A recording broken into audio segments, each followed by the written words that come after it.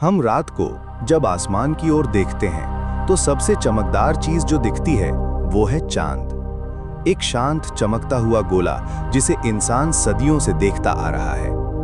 लेकिन क्या आप जानते हैं, इस चांद का एक हिस्सा ऐसा है जिसे हमने कभी नहीं देखा।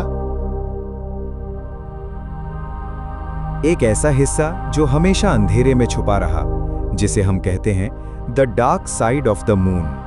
चांद धरती के चारों ओर चक्कर तो लगाता है, लेकिन हमेशा अपना एक ही हिस्सा दिखाता है। ये एक खगोलीय घटना है जिसे कहते हैं टाइडल लॉकिंग। इसका मतलब चांद का दूसरा हिस्सा हमेशा हमारी नजरों से छुपा रहता है। लेकिन ये बस विज्ञान नहीं, यहां से शुरू होती है असली रहस्य की कहानी। 1960 के दशक में अमेरिका और रूस दोनों ने चांद के उस छिपे हिस्से पर निगाहें डाली। रूस की लूना 3 पहली ऐसी मशीन थी जिसने उस डार्क साइड की तस्वीरें भेजी, लेकिन वो तस्वीरें धुंधली थी, अस्पष्ट। नासा ने भी कई मिशन भेजे, अपोलो सीरीज, लेकिन कोई भी इंसान उस साइड पर नहीं गया। क्यों? क्या वहां कुछ ऐसा है जो आम जनता को नहीं बताया गया? कुछ कॉन्स्पिरेसी थियरिस्ट्स का मानना है कि चांद के उस हिस्से पर एलियंस का बेस है। उनका कहना है कि नासा ने वहां कुछ ऐसे सिग्नल्स और स्ट्रक्चर्स देखे जो प्राकृतिक नहीं लगते।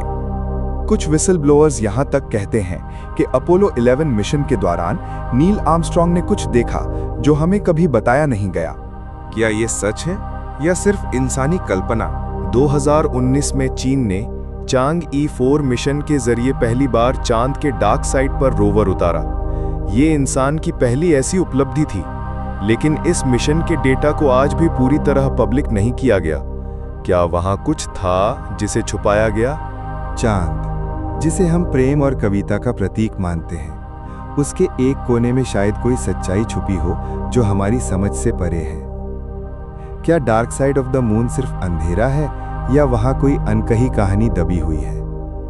जब तक जवाब नहीं मिलता, सवाल जिंदा रहेंगे, और सवालों से ही तो जन्म लेते हैं रहस्य। हमने जो देखा है वो सिर्फ आधी सच्चाई है, बाकी आधी अब भी अंधेरे में है। तो अगली बार जब आप चांद को देखें, याद रखना वो पूरी कहानी नहीं कहता, क्योंकि इस ब्रह्मांड में हर चमकते चेहरे के पीछे एक छिपा हुआ साया होता है।